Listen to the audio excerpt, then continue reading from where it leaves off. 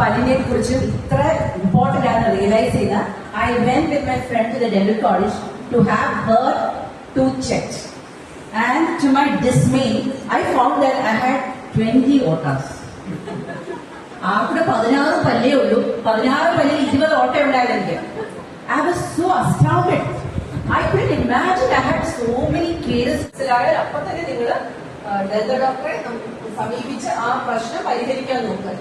നമ്മുടെ ഭക്ഷണങ്ങൾ ക്രമീകരിക്കുക. അതിനും എല്ലാവർക്കും ഇഷ്ടമാണ്. അതിനും നമുക്ക് കുറയ്ക്കുക. നമ്മുടെ ശാരീരിക ആരോഗ്യത്തിന് വേണ്ടിയിട്ടും അത് കുറയ്ക്കുക. രണ്ടാമത് പല്ലിന്റെ പ്രശ്നത്തിനും കുറയ്ക്കുക. അതിനും അത് കഴിക്കുകയാണെങ്കിൽ പ്രധാന ആഹാരത്തിന്റെ ചേർന്ന് മാത്രം അതിന് കഴിക്കുകയും പല്ല് ഉടനെ തന്നെ ക്ലീൻ ചെയ്യാനും നമ്മൾ ശ്രമിക്കും.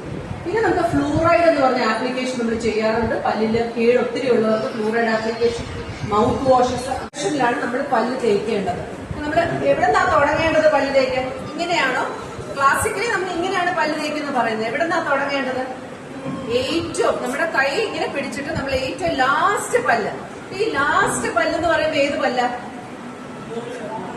മോളാർ ടൂത്ത് ആണ്. തേർഡ് മോളാർ ടൂത്ത് ആണ്. അപ്പൊ ഏറ്റവും ബാക്കിലാണ് ഇരിക്കുന്നത്. അതിലൊരു പ്രശ്നമുണ്ട്. എന്താ പ്രശ്നം? പലപ്പോഴും അത് കവിളിന്റെ